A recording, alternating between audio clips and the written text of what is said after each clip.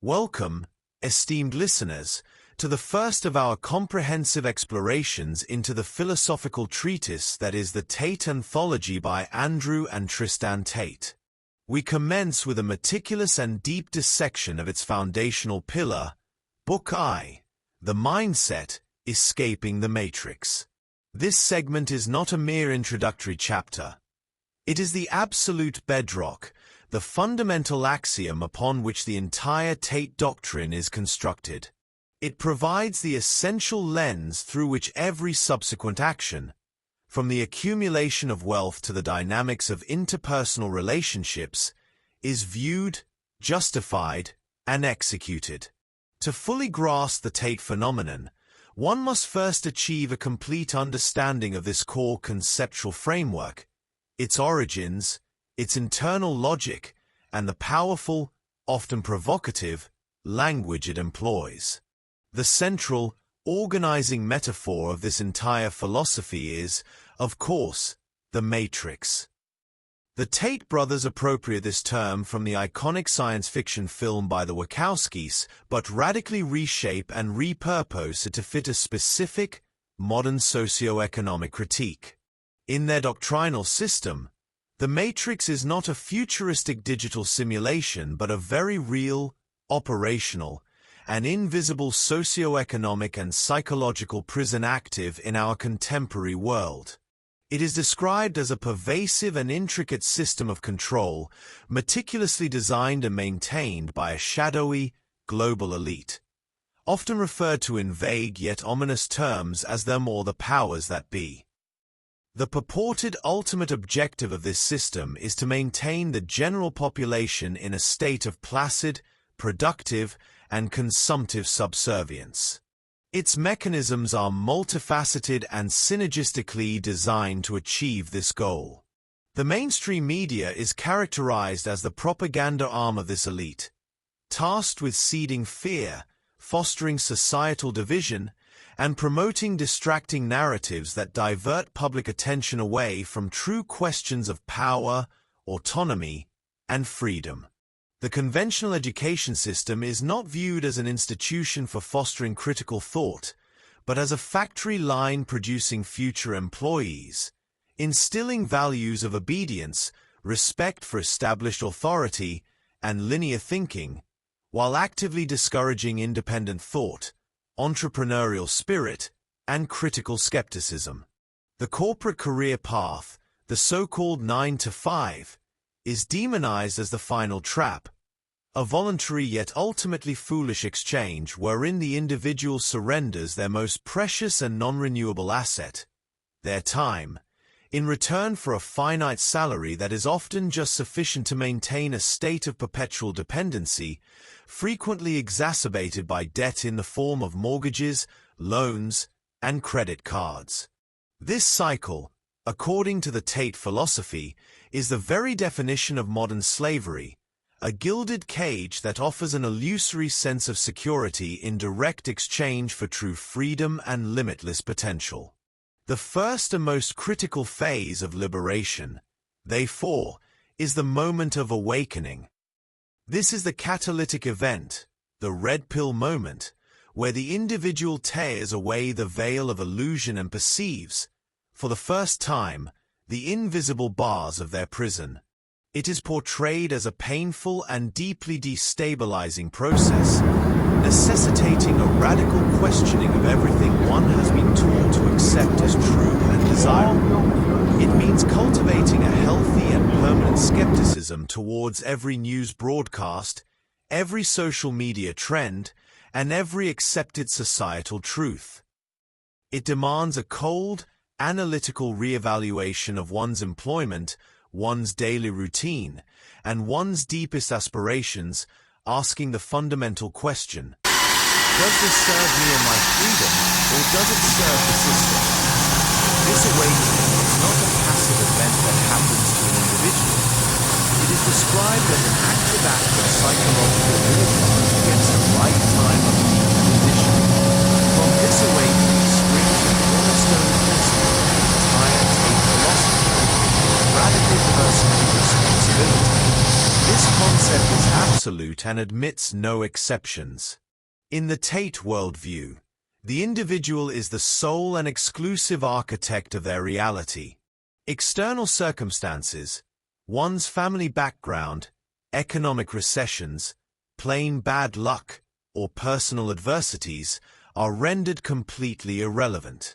To make excuses or to blame external factors for one's failures, insecurities, or unhappiness is the indelible mark of the weak man, the beta male, who prefers to languish in the comfortable role of the victim rather than undertake the arduous work required for elevation. This assumption of total responsibility is framed as both liberating and merciless. There is no room for self-pity or complaint. Every ounce of energy must be channeled into finding solutions, not into performing one's problems. It is upon these foundations, the rejection of the matrix and the acceptance of total responsibility, that the top G mentality is then forged. This is not merely a state of positive thinking. It is a complete psychological armor.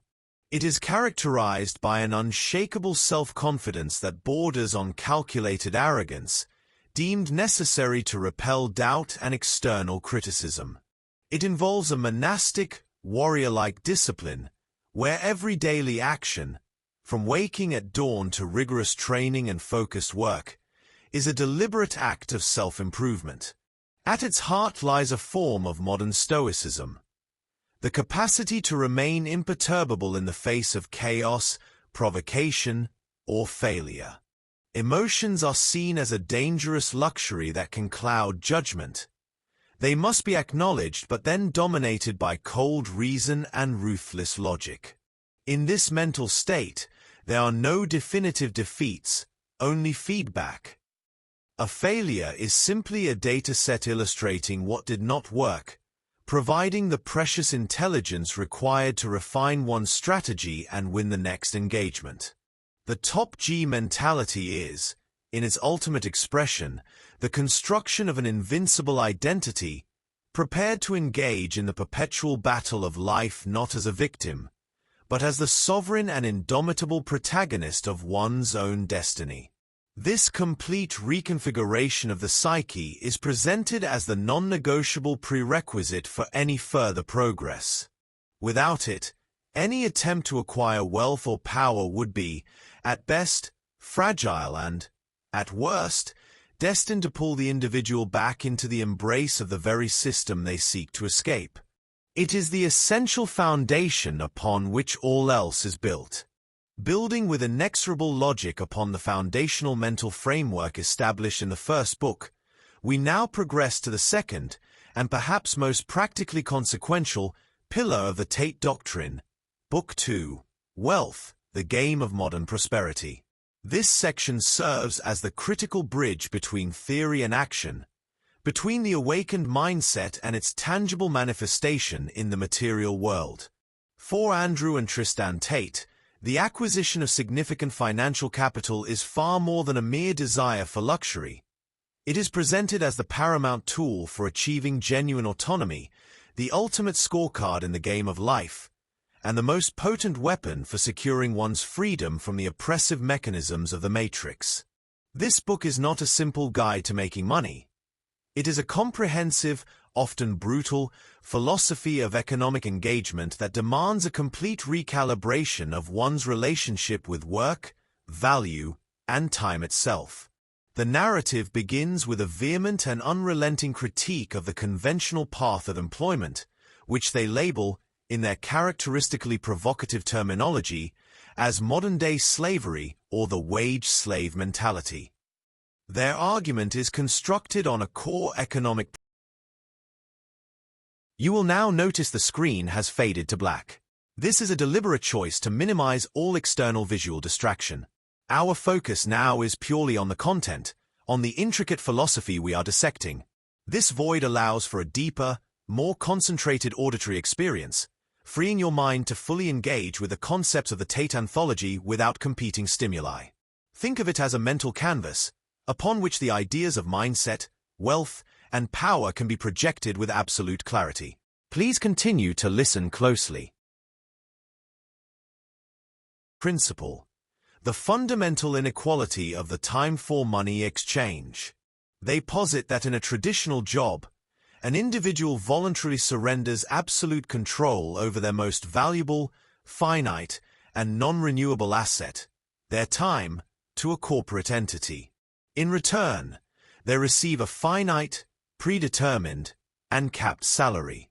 This exchange, they argue, is intrinsically exploitative because it places a permanent ceiling on one's earning potential.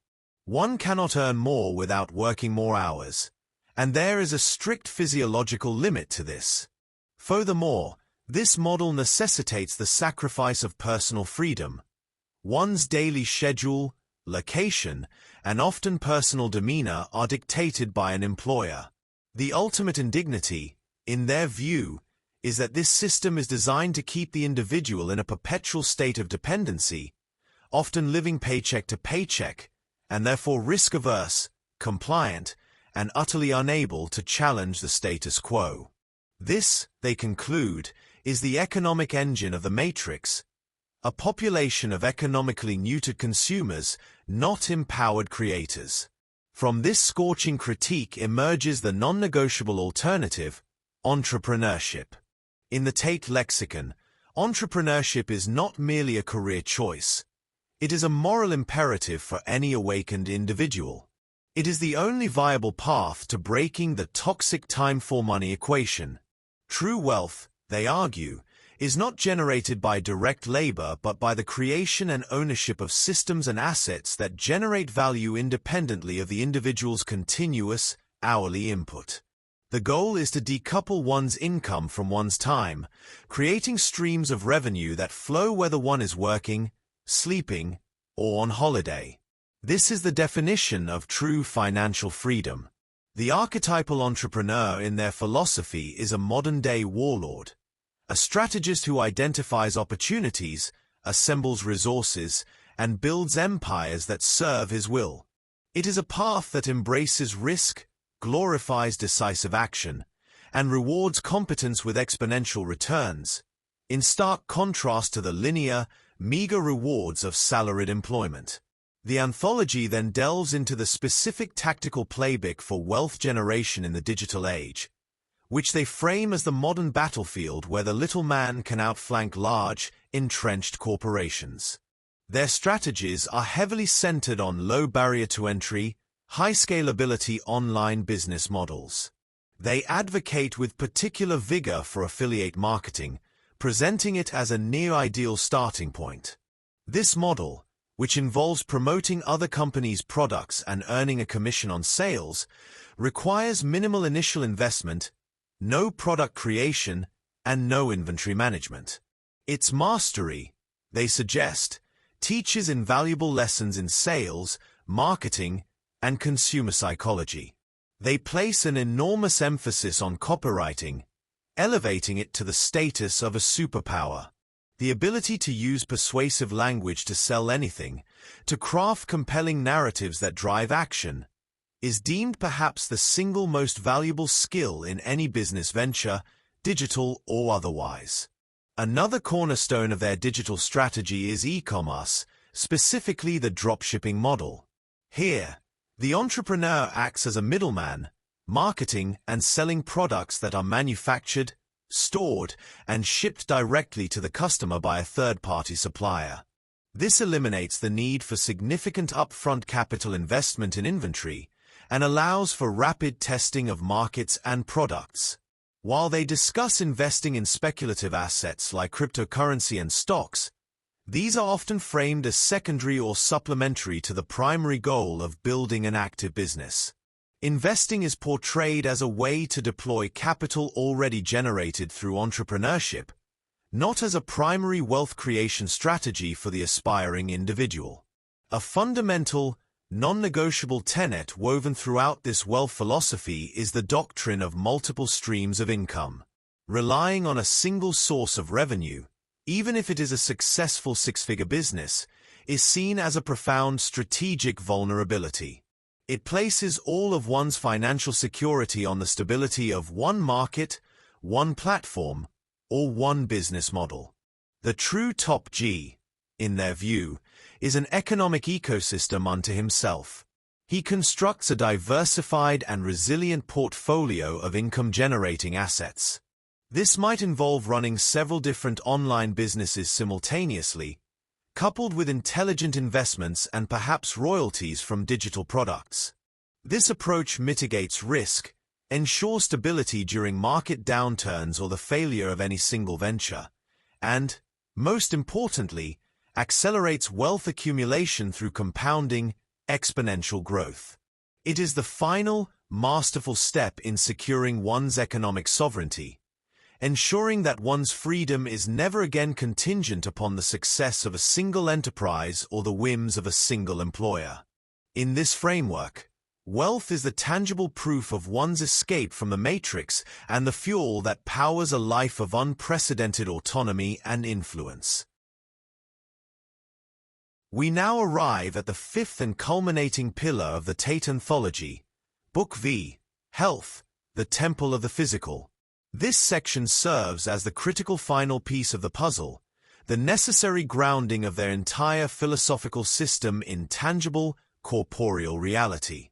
It posits a fundamental and non-negotiable axiom: a superior mind cannot sustainably reside in an inferior body.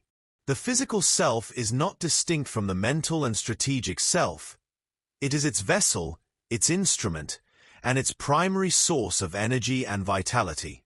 In the Tate doctrine, the cultivation of physical excellence is therefore not a matter of vanity or recreational hobbyism.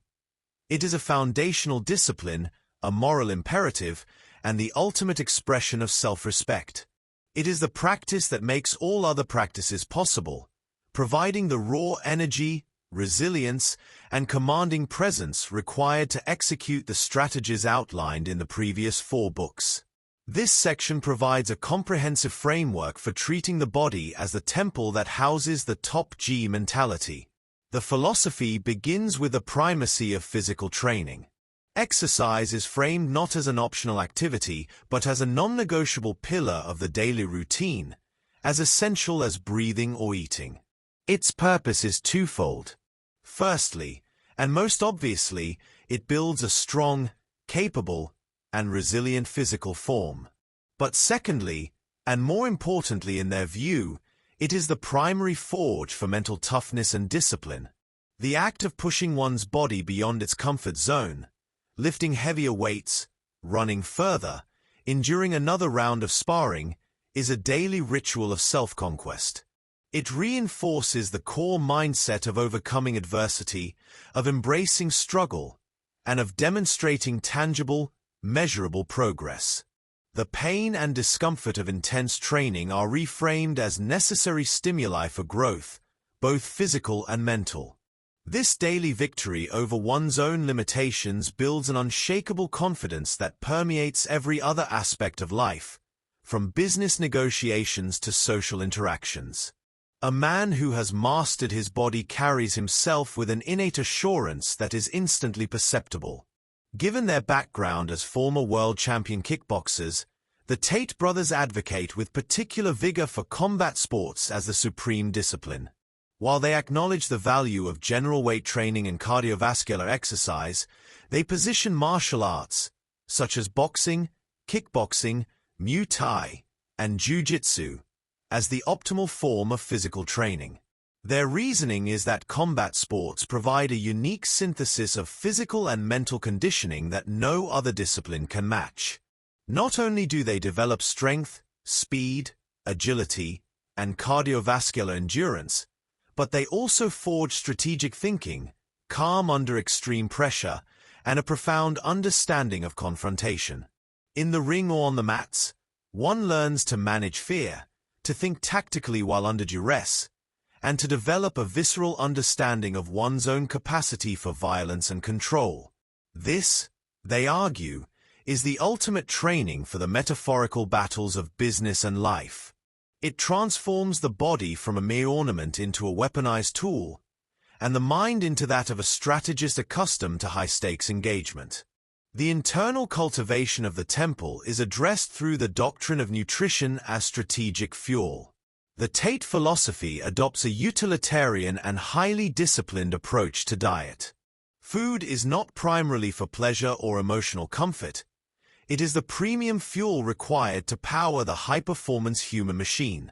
The dietary guidelines are therefore straightforward and uncompromising, built around the core principle of high-protein, nutrient-dense whole foods. The objective is to consume foods that support muscle repair and growth, sustain high energy levels throughout the day, and optimize hormonal function, particularly testosterone, which they frame as the biochemical cornerstone of masculine vitality. This means prioritizing lean meats, fish, eggs, vegetables, and complex carbohydrates.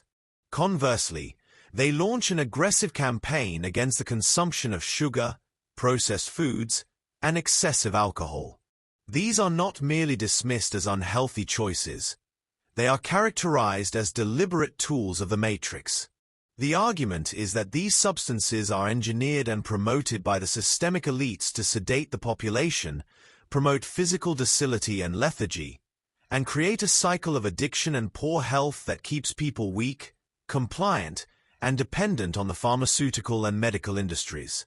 To consume them is to willingly ingest the very agents of one's own physical and mental enfeeblement.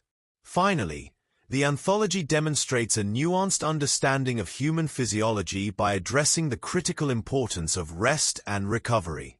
The ethos of relentless grinding is tempered by the pragmatic recognition that the human body is not an infinite resource. It requires careful maintenance.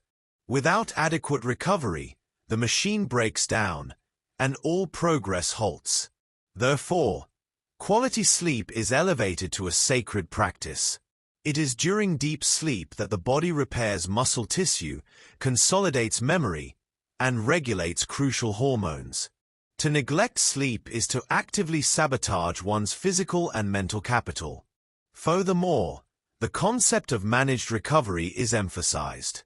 This involves listening to one's body, understanding the difference between the pain of growth and the pain of injury, and incorporating active recovery days, stretching, and other modalities to ensure the body remains supple and resilient. This is not framed as weakness or laziness, but as the strategic management of one's most important asset.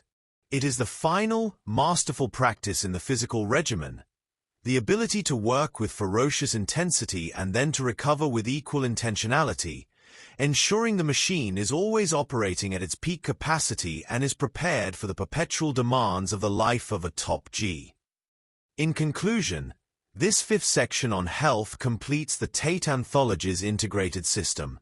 It provides the physical engine for the mental framework, book, roles, rooted in a belief in fundamental biological inequality. Having established the requisite mindset, the means of economic production, and the prescribed dynamics of interpersonal relationships, the TATE Anthology progresses to its fourth pillar, which concerns the synthesis of these elements into tangible influence and command over one's environment. This brings us to Book 4, Power, Strategy and Social Dominance. This section moves beyond personal mastery into the realm of social physics. It is a treatise on navigating, ascending, and ultimately dominating the human hierarchy. It frames life not as a journey of communal well-being but as a perpetual, silent contest of wills. A game of high stakes where victory is measured in respect, influence, and control. The philosophy herein is cold, calculating, and strategic, drawing from a mix of ancient Machiavellian principles, modern game theory, and the brother's own experiences in competitive sports and business.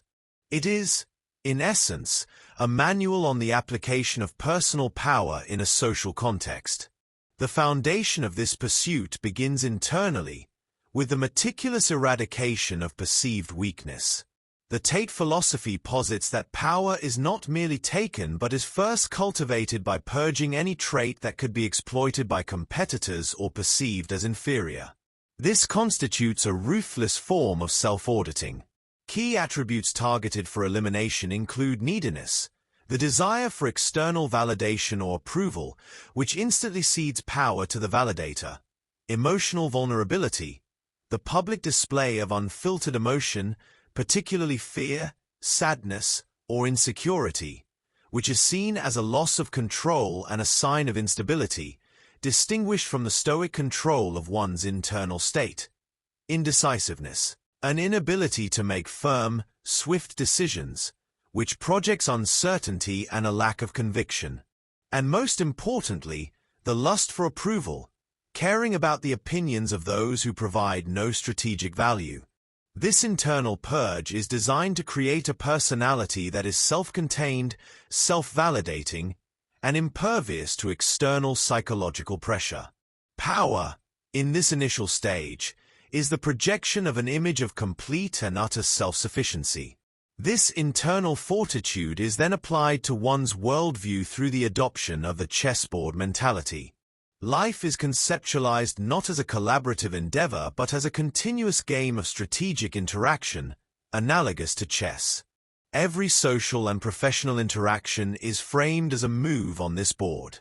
The empowered individual must therefore think several moves ahead, anticipating not just the immediate reaction to their actions but the subsequent reactions to those reactions. This involves modeling the motivations, desires, and likely behaviors of others, treating them as players with their own agendas. It demands the anticipation of actions, predicting the moves of competitors, allies, and enemies alike to either counter them or turn them to one's advantage. Crucially, this mindset necessitates that one never reveals their full strategy. Transparency is a vulnerability. Mystery and unpredictability are assets. To show your hand completely is to allow others to counter your moves effectively. This entire strategic outlook requires the supremacy of logic over emotion. Emotional responses, anger, sympathy, fear, are seen as catastrophic liabilities that cloud judgment and lead to suboptimal, reactive decisions. Every choice, particularly those affecting one's resources and trajectory, must be made with cold, dispassionate, calculated logic. Emotion is for one's private life. Power is a game of intellect. This strategic outlook extends with profound implication into the realm of networking with purpose. Relationships, in this framework, are not primarily for friendship, emotional support, or camaraderie.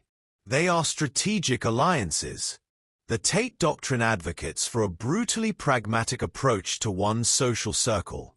This involves the active cultivation of high-value alliances. One must deliberately seek out and associate with other ambitious, high-achieving, and powerful individuals. These relationships are based on mutual benefit and value exchange. What can you do for them, and what can they do for you? Knowledge, opportunities, resources, and influence are the currencies of this exchange. Conversely, and just as importantly, it demands the strategic distancing from negative influences. This involves the identification and systematic removal of individuals deemed energy vampires, losers, or those who are simply complacent. These are people who are negative, unsuccessful, risk-averse, or who drain one's time and focus without providing any strategic value in return. Loyalty, in this model, is extended to those who are strong and useful. It is not wasted on those who hinder progress. This creates a social circle that is a powerful engine for advancement, meticulously curated to accelerate one's ascent. Finally, this internal and strategic power must be projected outwardly to be effective. This is achieved through the command of communication. Power must be perceived to be real. This involves mastering the art of vocal authority, speaking in a firm, clear, assured, and often lower-toned voice that commands attention and implies certainty. It is complemented by the mastery of body language, which must exude confidence and dominance. A firm handshake, direct eye contact, an upright and expansive posture, and controlled, deliberate movements. The goal of this command is to ensure that one's words carry inherent weight, are taken seriously without question, and ultimately serve to dictate the terms of any social or professional interaction. The individual becomes the one who sets the agenda, defines the reality of the situation, and guides the outcome. This final piece completes the picture. An individual who has purged weakness internally, who navigates the world with a strategist's mind, who has built a powerful alliance network, and who can project an aura of authority that ensures their will is the dominant force in any room they enter. This is the culmination of power in the Tate ethos, unchallenged social and strategic dominance. Furthermore, the concept of managed recovery is emphasized. This involves listening to one's body, understanding the difference between the pain of growth and the pain of injury, and incorporating active recovery days, stretching, and other modalities to ensure the body remains supple and resilient. This is not framed as weakness or laziness, but as the strategic management of one's most important asset. It is the final, masterful practice in the physical regimen, the ability to work with ferocious intensity and then to recover with equal intentionality, ensuring the machine is always operating at its peak capacity and is prepared for the perpetual demands of the life of a top G. In conclusion, this fifth section on health completes the TATE Anthology's integrated system. It provides the physical engine for the mental framework, Book I, the energy to build the economic empire, Book II, the commanding presence to navigate relationships, Book III, and the vitality to wield power, Book IV. It is the tangible, physical manifestation of the escape from the matrix, a body and mind operating at their maximum potential, utterly self-owned and self-optimized. This concludes the 5 core books of the anthology. And so, we draw our extensive examination of the TATE Anthology to a close. It is a body of work that stands as one of the most polarizing and potent collections of ideas in recent memory. Regardless of one's personal stance, be it one of fervent agreement, vehement opposition, or cautious consideration, its impact on the discourse surrounding modern masculinity, entrepreneurship, and personal agency is undeniably significant. It presents a philosophy that is, in equal measure, brutal and empowering, a call to arms that champions radical self-reliance and discipline, yet one that is frequently shrouded in controversy for its social views. To engage with it is to confront challenging questions about power, value, and the structure of our society.